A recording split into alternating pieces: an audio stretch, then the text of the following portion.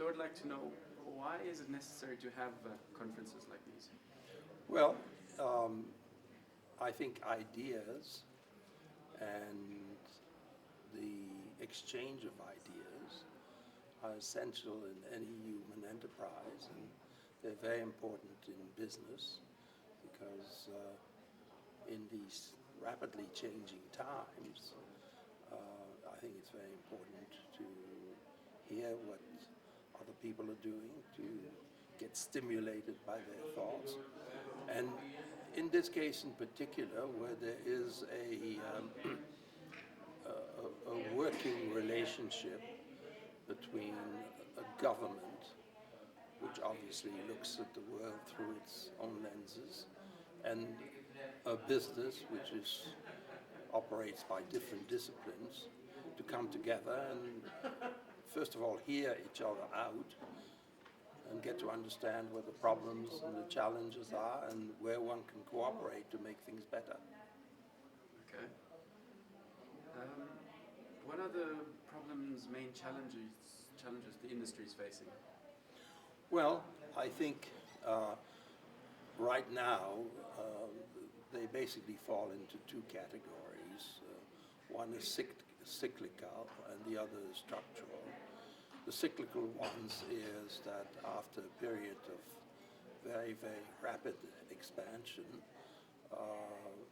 demand in certain parts of the world has declined, and therefore there is a feedback. I think the middle pipeline, the beneficiation pipeline and the trading pipeline is in particular challenging situation because it has no margins for operation, and therefore it can't get adequate financing at this point.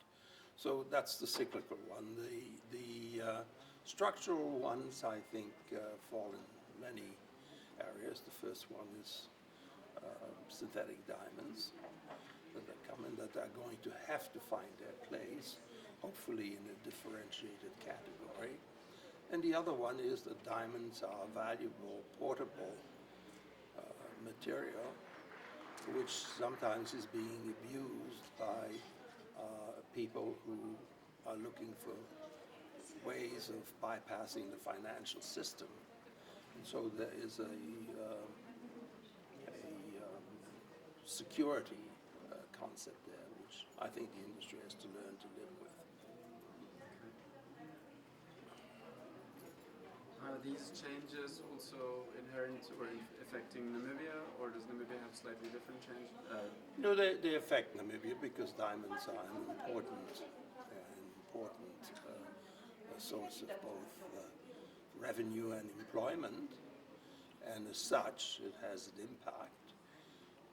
I think that the government of Namibia, in particular, will have to take a more active role, particularly in dealing with, in cooperating, in consulting with the other stakeholders, because particularly when you come to the second area, the structural ones, a sovereign country has more input than the private sector, and it's important to have a dialogue between the two. I know, I recognize you.